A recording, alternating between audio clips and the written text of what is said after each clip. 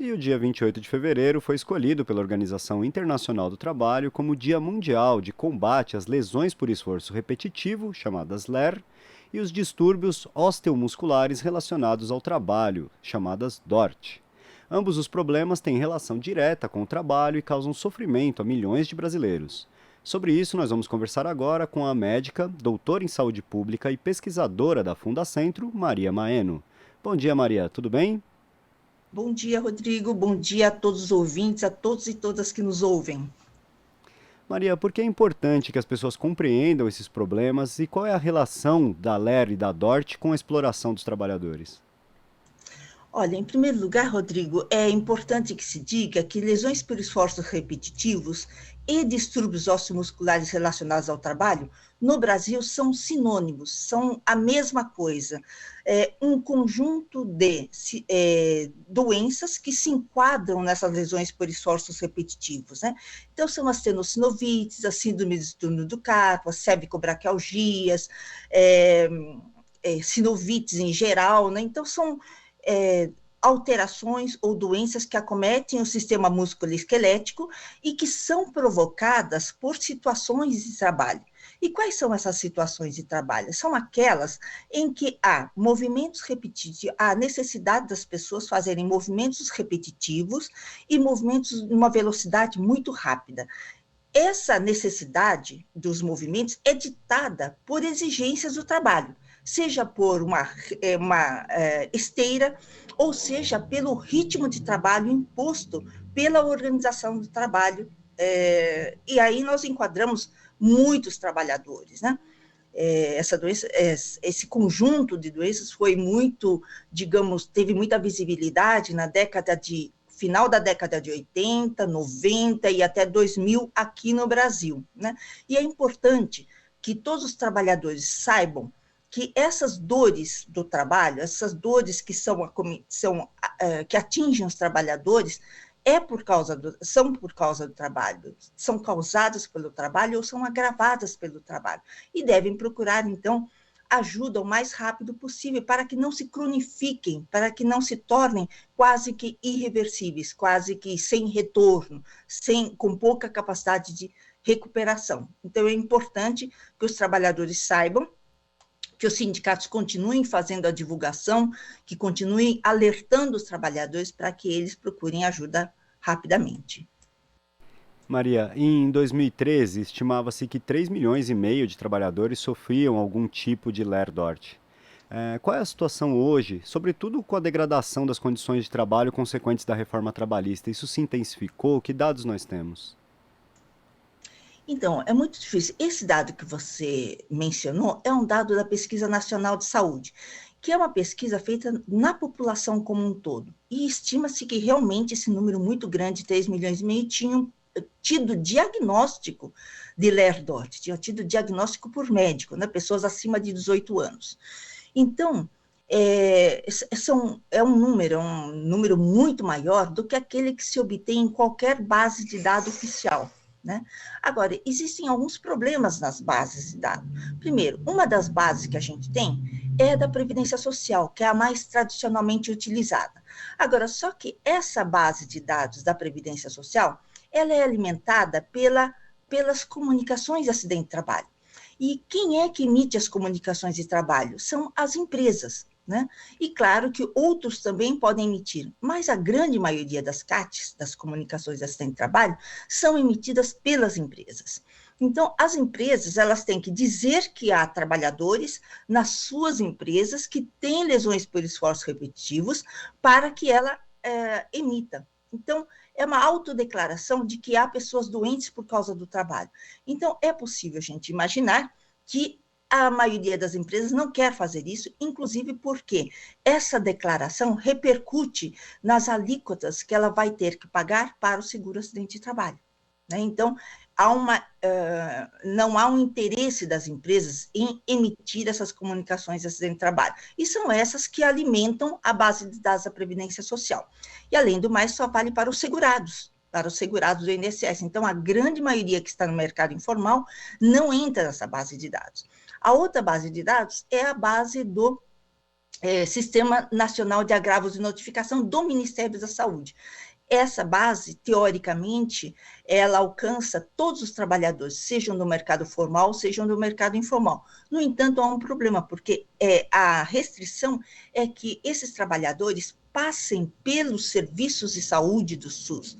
E uma parte passa, sim, e uma grande parte não passa, porque vai para os convênios, uma parte vai para os convênios. E aqueles que passam pelo Sistema Único de Saúde nem sempre são notificados, mesmo tendo a doença. Então, há uma subnotificação no geral. Então, esses dados que a Pesquisa Nacional de Saúde nos revelou, são muito interessantes e devem servir como uma referência real para a gente, mais próxima do real para todos nós. Certo, Maria. E de que forma os trabalhadores podem se perceber vítimas de Lerdort, né? Que eles podem observar neles mesmos para perceber isso? E que tipo de práticas de trabalho são as causas mais comuns para esse problema? Então, como eu disse, são várias situações, né? Porque as empresas que exigem que os trabalhadores trabalhem num ritmo bastante intenso, que existe uma intensificação do trabalho, existe o trabalho sem pausa, sem possibilidade de pausa para os trabalhadores, em que eles têm que, o tempo todo, exigir de si mesmo o máximo o tempo todo, né? E realizando movimentos repetitivos, mesmo que esses movimentos não sejam movimentos pesados, por exemplo, não é para você carregar, não precisa estar carregando alguma coisa pesada para ter alguma doença relacionada a Lerdort, né? Muita gente pensa que é só esforço físico, não, esforço físico também é problemático para o sistema musculoesquelético e pode dar vários problemas, inclusive problemas de coluna, por exemplo. As lesões por esforço repetitivos, eles não, para que ocorram, não é uma exigência em que as pessoas trabalhem no trabalho pesado. Muitas vezes é um trabalho considerado até leve. Puxa, não é um trabalho pesado. Montagem de algumas coisas. Frigoríficos, tem muito, hoje em dia, os frigoríficos, porque os trabalhadores fazem trabalhos repetitivos nas linhas de produção, né? Mesmo bancários, embora tenha diminuído o número de lesões por esforços repetitivos e tenham se sobressaído mais as doenças, os transtornos mentais, os bancários também ainda padecem desse problema, pessoas que fazem muita digitação, pessoas que trabalham em montagem de embalagens pequenas, em tudo que se refere a movimentos excessivos, né? Os comerciários, então, gente que trabalha no caixa também tem. Então, nós temos uma infinidade, é um grupo de doenças dos mais disseminados, né, por todos os ramos econômicos. E que tipo de problema deve alertar essas pessoas? Quando elas começam a sentir um cansaço que perdura nos ombros, nos punhos, nos braços como um todo, ou então dores também. A dor geralmente está muito presente, né? E muitas vezes a pessoa acha que aquela dor vai passar, então que a dor é um pouco um mau jeito, alguma coisa assim, muitas vezes até usa algum equipamento, alguma talazinha, né, alguma tala no punho, por exemplo, para ver se melhora. E isso vai fazendo com que a pessoa continue agredindo o seu sistema, né, musculoesquelético e acabe se tornando uma doença realmente de caráter crônico e com mais difícil reversão. Então, é importante que, no começo, tendo dor, sensação de cansaço, formigamento, dormência, as pessoas procurem o serviço de saúde para um esclarecimento do que está acontecendo de fato, que façam um tratamento. Seria muito importante que houvesse uma mudança de condições de trabalho, né? E isso é que é a coisa mais difícil. Então, como não há uma mudança de trabalho, das condições de trabalho, os trabalhadores continuam naquele ritmo de trabalho, daquele mesmo jeito, e acabam, essa a causa da cronificação das dores que nós temos encontrado nas pessoas, nos trabalhadores como um todo. Essa é uma questão importante que a senhora coloca, né? Que nós temos uma cultura de trabalho de que os trabalhadores não podem ficar doentes, né? Seja uma cultura moral ou seja, uma pressão mesmo do local de trabalho, de que se você pegar atestado, você vai ser demitido, você não vai melhorar de condição, você não vai progredir na empresa.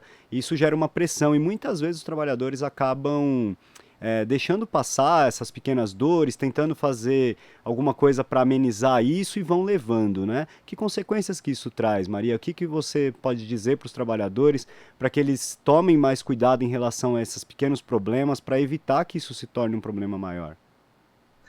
Rodrigo, quanto maior é a proteção social aos trabalhadores, maiores são as possibilidades desses trabalhadores protegerem a sua saúde. É como você falou, se as pessoas não têm segurança no emprego, se as pessoas são perseguidas porque ficaram doentes por causa do trabalho, inclusive, se elas não têm essa segurança de poder se afastar do trabalho devidamente no tempo certo, retornar e encontrar o emprego de uma forma adequada, inclusive, com mudanças, tal. Se elas não têm essas garantias, a tendência dos trabalhadores é de permanecer no trabalho, mesmo com dores, mesmo sem estar em condições plenas de trabalho. Nós encontramos, muitas vezes, trabalhadores que demoram muito tempo, anos e anos, com dores fortes, tomando medicamento, fazendo fisioterapia, para poder aliviar essas dores e continuam no trabalho. A esse fenômeno nós denominamos presenteísmo. São pessoas que, mesmo doentes, mesmo incapacitadas para aquele tipo de trabalho, elas continuam a trabalhar pela necessidade e pela insegurança social que existe em nosso país e que se agravou de uma forma muito importante com as mudanças trabalhistas ocorridas no direito do trabalho ocorridas em 2017 e com as mudanças da Previdência Social também ocorridas em 2019. Mas esse processo de mudanças de lei é um processo que já vem há bastante tempo e que se agravou muito, né? E com isso, os trabalhadores eles têm muito mais insegurança social. E tem uma outra coisa também. Existe hoje, há muito tempo, mas assim, tem se agravado, aquele enxugamento, né, das empresas. As empresas têm cada vez menos trabalhadores, tendo como argumento a tecnologia, né, como se a tecnologia substituísse o homem. A tecnologia, ela é utilizada para intensificar o trabalho das pessoas, fazer com que as pessoas trabalhem mais, por mais tempo, inclusive, sem pausas para recuperação, seja física, uma recuperação física ou mesmo psíquica, né? Então, as pessoas são exigidas o tempo todo, e isso traz consequências gravíssimas, que além das dores musculoesqueléticas, outras doenças também, né? Inclusive doenças crônicas, como hipertensão arterial, ou mesmo diabetes, que se agravam porque as pessoas não podem, elas têm menos tempo para elas mesmas, para cuidar da saúde, para promover a sua saúde. Elas não fazem muitos exercícios, elas diminuem o tempo de fazer exercício, fazer ginásticas, né? Não ginástica laboral, não estou me referindo a isso, que isto não leva a nada. Isso é uma coisa, novamente, da empresa, é uma forma de disfarçar, uma forma de fazer de conta que se está fazendo alguma coisa, mas não, é uma forma de promoção da saúde que cada um deve ter, né? Cada um com o seu grupo social, com o seu grupo familiar, e isso é muito importante. Então, as pessoas acabam sem tempo para isso, acabam esgotadas e acabam não conseguindo fazer isso, né? Isso, e também existe um outro grupo de adoecimento muito importante, que é o adoecimento mental, transtornos psíquicos. Nós temos cada vez mais depressões, ansiedades, né? E esgotamento profissional, então nós temos tido muito isso. Então, os trabalhadores devem, ao máximo, saber que não há saídas individuais, que não é cada um fazendo, se esforçando mais, que eles vão conseguir superar esse tipo de problema. Esse problema só vai superado se houver mudanças nas condições de trabalho. E para isso precisa ter movimento, são movimentos sociais. É importante que procure o seu sindicato, que questione o sindicato, as medidas que estão sendo tomadas, a pressão que está sendo exercida sobre as empresas, fazer com que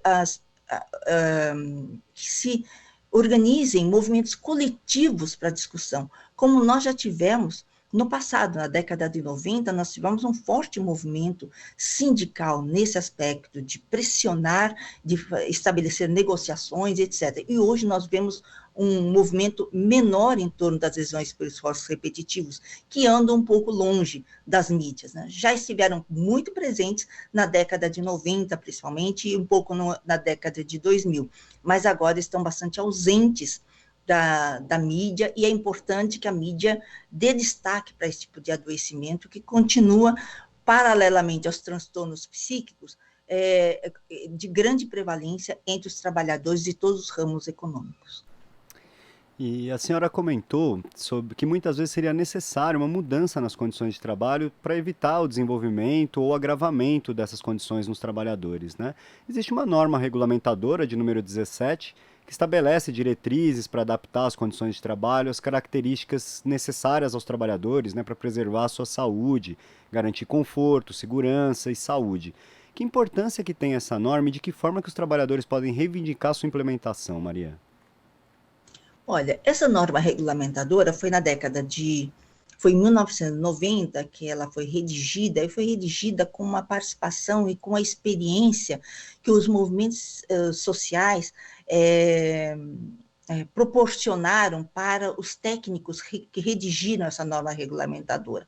Então, muito importante, né, foi muito importante porque levanta questões que antes não se levantava, né, ou se levantava de uma maneira muito reduzida em determinados grupos.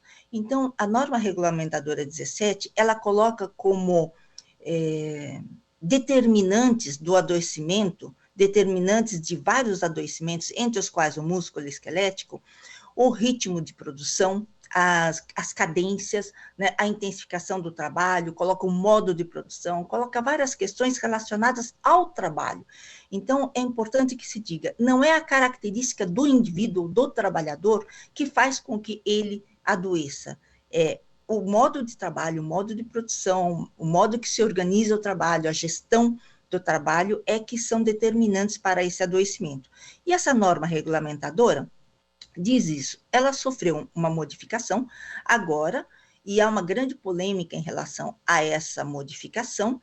No entanto, ela continua existindo e ela tem dois anexos importantes. Uma que se refere ao caixa, que é muito importante, né? E a outra que se refere ao operador de teleatendimento. São normas que foram construídas também ao longo dos anos com a participação muito grande, muito forte dos trabalhadores.